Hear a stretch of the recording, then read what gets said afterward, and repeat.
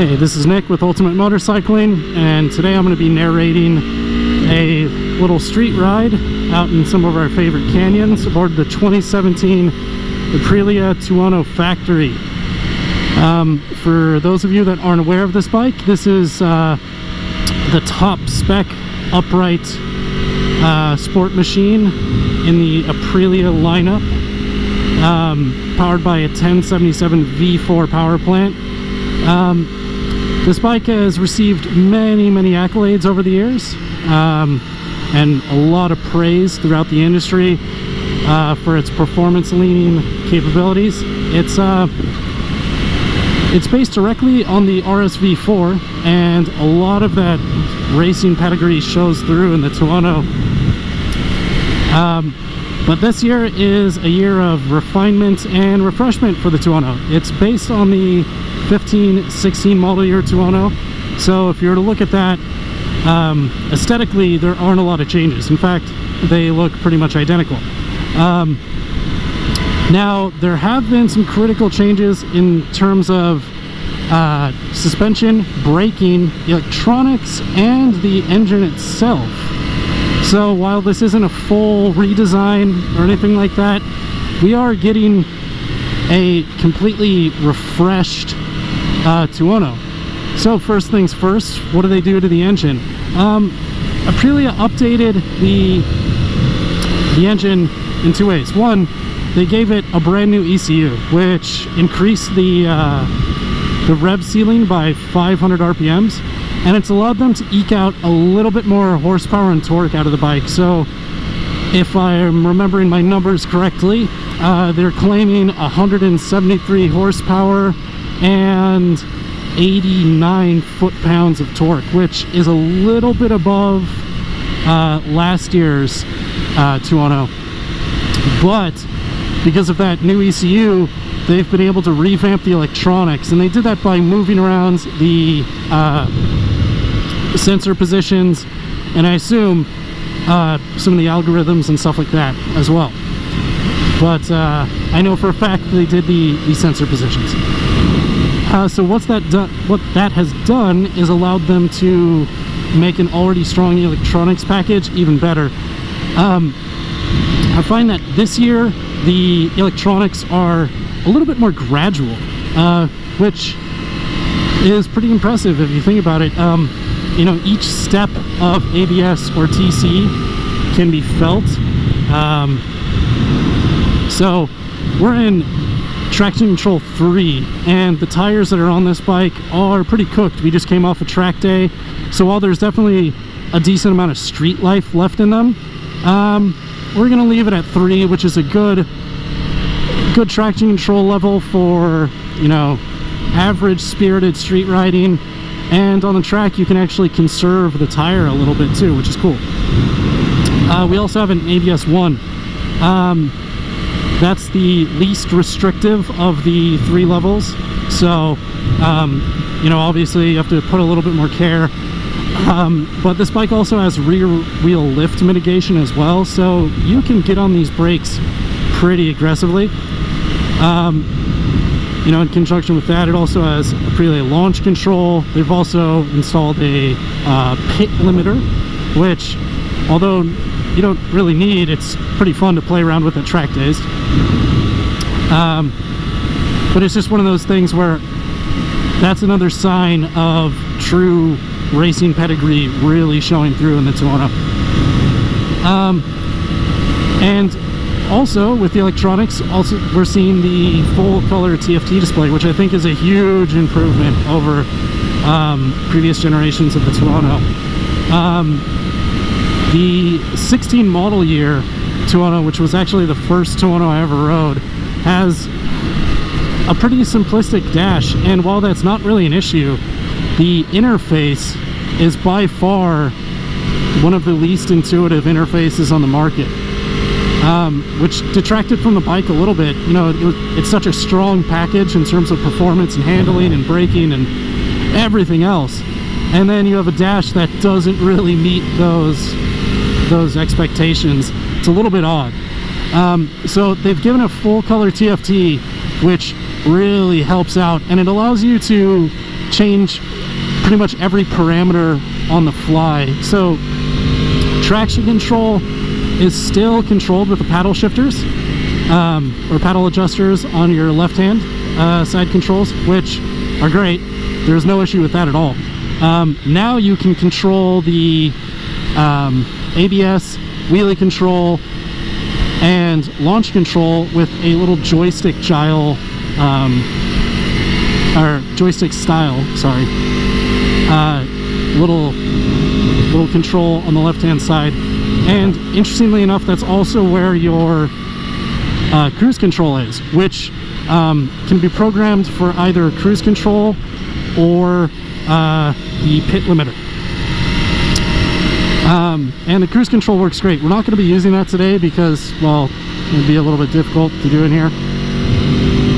But yeah, that's almost it in terms of electronics. Another thing they did is they got rid of rain mode, which, if you think about, that seems like it might be a bad idea, but they've consolidated the engine modes down to 3 different levels. So you have Sport, which is the least aggressive, and that changes the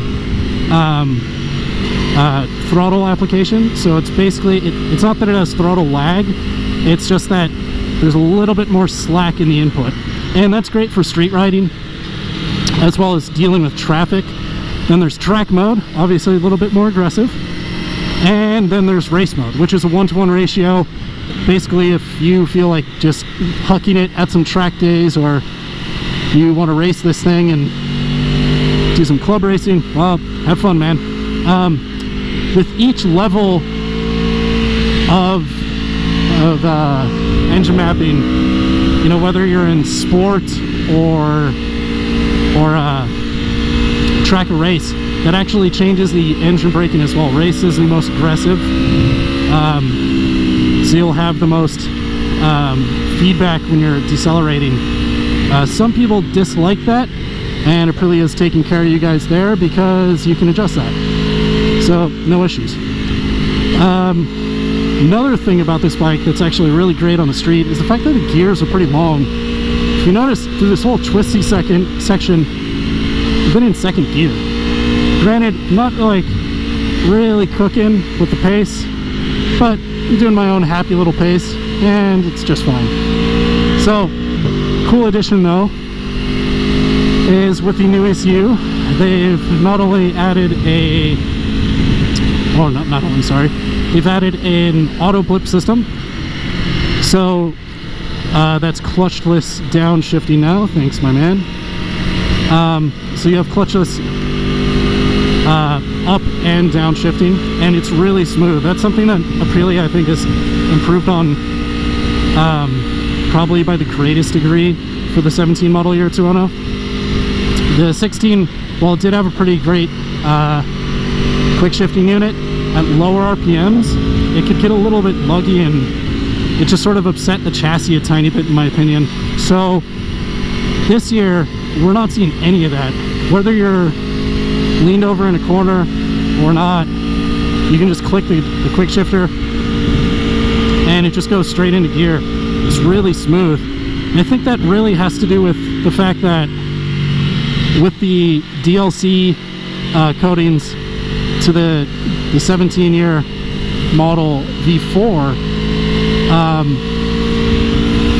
the shifting is improved along with the electronics, and it's just really smoothed out an already great bike.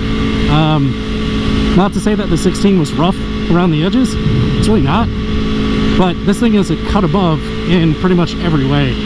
So let's go on to one of the other big additions, is the new suspension.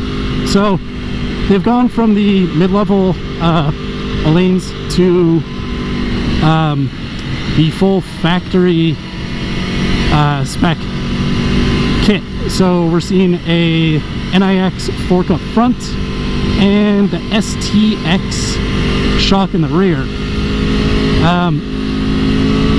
That really helps with the compliance, whether you're on the street or the track.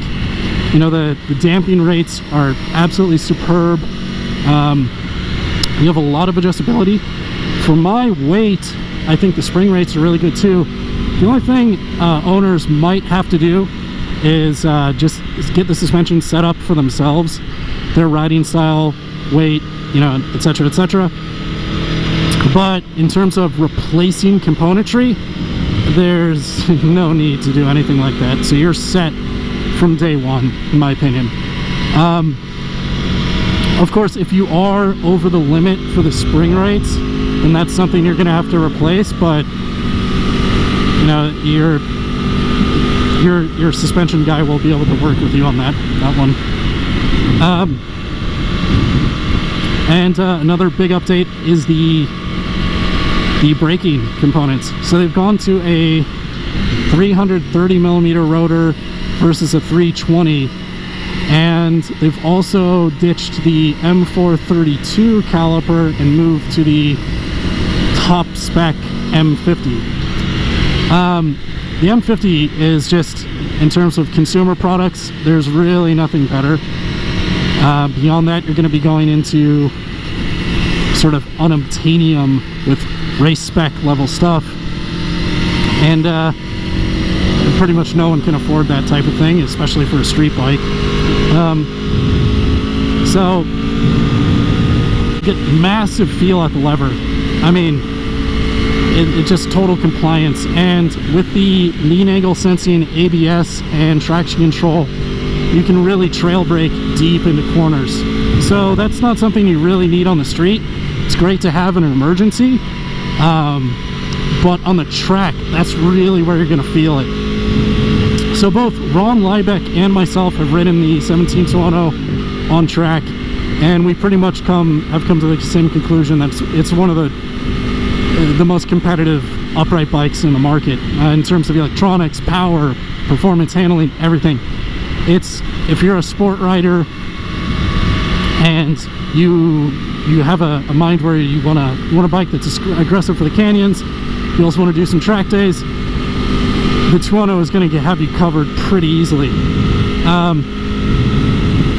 And then let's go ahead and move on to some of the other aspects. You know, the star of the show is obviously that thing you've been hearing the whole time in this video, the 1077cc V4 power plant. This thing is just, there's really nothing bad to say about it. With the electronic update, they've smoothed out a lot of the jumpiness in the throttle that might have been apparent in previous generations. And you know, this is a really high strong, high performance engine, but despite the fact that it's sort of on the bleeding edge in terms of street performance, the thing is incredibly forgiving, and it has just this great tractability to it. I mean, I'm at about 5,000 RPMs here. I got no throttle open basically, but if I roll it on, just listen to that, just builds power so smoothly. And everything about it, just the actuation, getting on the gas, getting off the gas, it's incredibly smooth and dialed. So that's probably one of my favorite aspects about this bike as a whole, because it just doesn't let you down.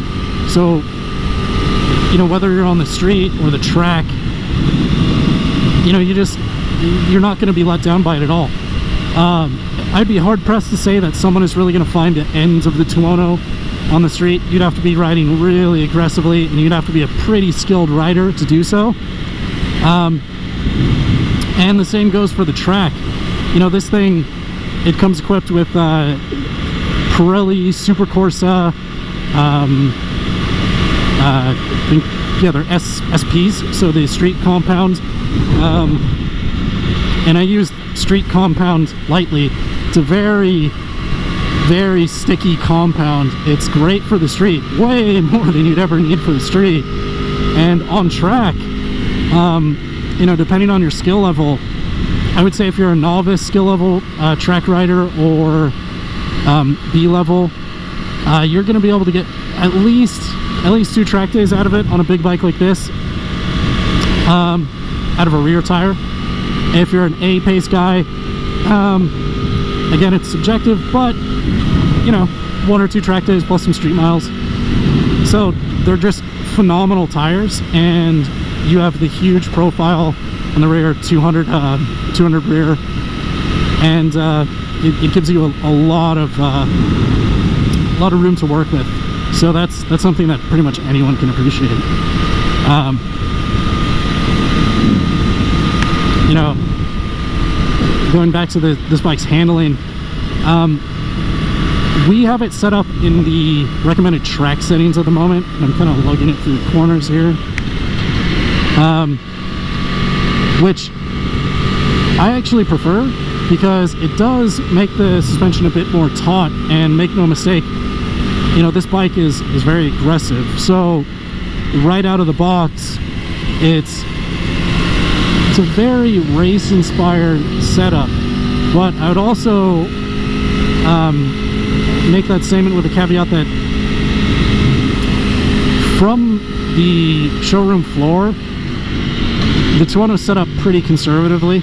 So to get the most out of it, you're gonna have to bump up the suspension a little bit.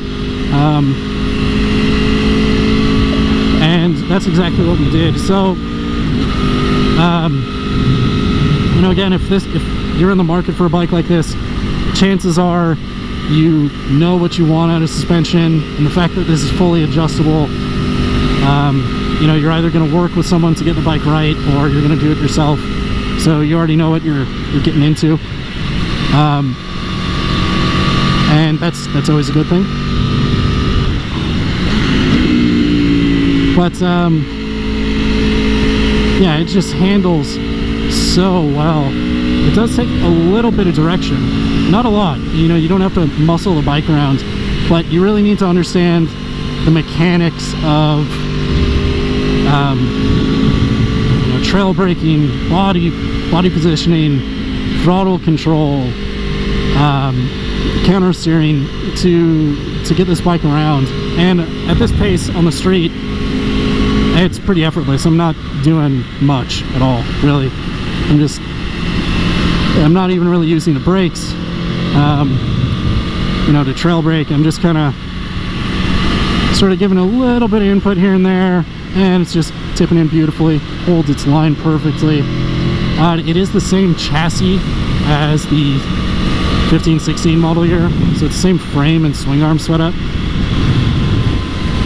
So in terms of basic geometry, nothing different, which is totally cool.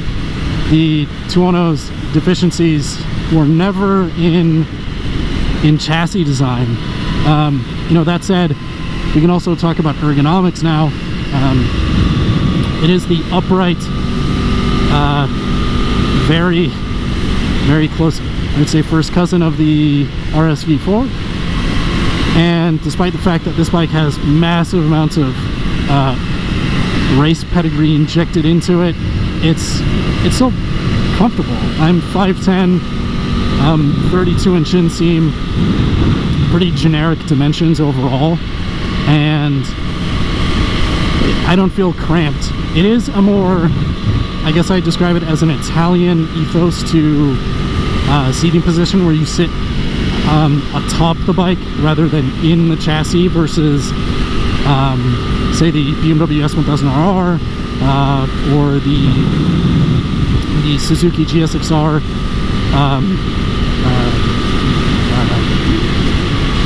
1000. You know, it's those bikes you tend to sit in versus the top, and I actually enjoy the more atop chassis ethos. In my opinion, it helps you just kind of push the bike around, and it's a bit more aggressive. It's less street oriented for sure.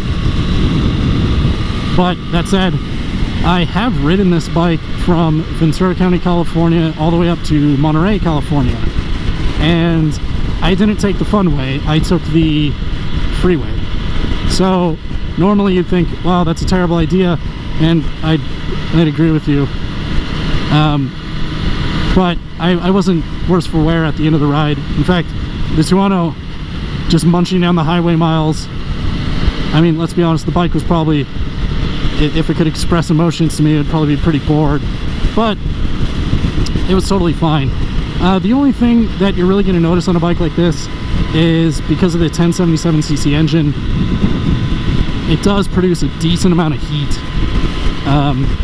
which that can become a bit of a problem, but you know, it's not too much of an issue.